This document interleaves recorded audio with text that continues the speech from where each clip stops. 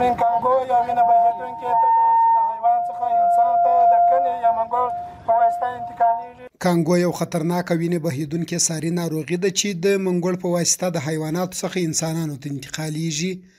د دې ولایت د عامې روغتیا ریاست چارواکي وایي چې د لوی اختر په درشل کې د قربانیو او حیواناتو د ذبح کولو وخت دی. د دې ناروغي د خپرېدو د مخنیوي په موخه یې کمپاین پیل کړی. د زابل د عامې روغتیا رئیس وایي چې په کلات ښار کې د عامه پوهاوي دا کمپاین ترسره کړی او پلان لري چې په ولسوالیو کې ورته کمپاین په لار واچوي. نوموړي زیاته کړه چې د مرکز او ولسوالیو په روغتیایي مرکزونو کې د دې ناروغي د ناروغانو د درملنې لپاره چمتووالی نیول شوی.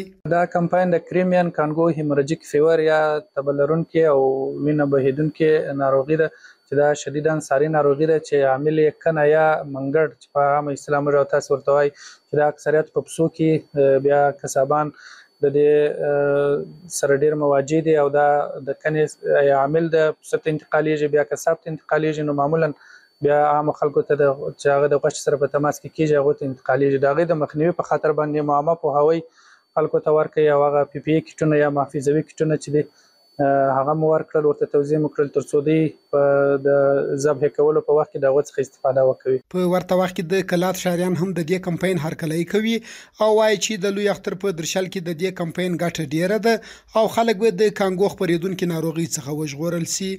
دوی هیله وښوده چې ټول وګړي د روغتیایي لارښوونو ته پام وکړي.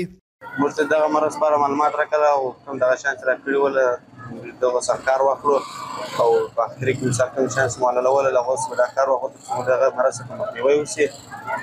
موږ د لپاره ډېر معلومات راکړل او موږ کوشش وکړو د مرض سره موږ د مرض په اړه پوهیږو. دغه شیان موږ سره دا خو ډېر ګټور شیان دي بس د خلکو سمون دا غوښتنه ده چې دغه شیان خپل پسونه دي چې حلالي په د اختري لپاره دغه شیان دي که دغه کې کسابان یې وغواړي مقصد په خپل ترکیب په خپل دغه د حلال کې. د یادونې وړ ده چې کانګو یو خطرناکه ناروغي ده چې د هیواد په یو شمېر ولایتونو کې د مخنیوي په پار کمپاینونه ترسره شوي.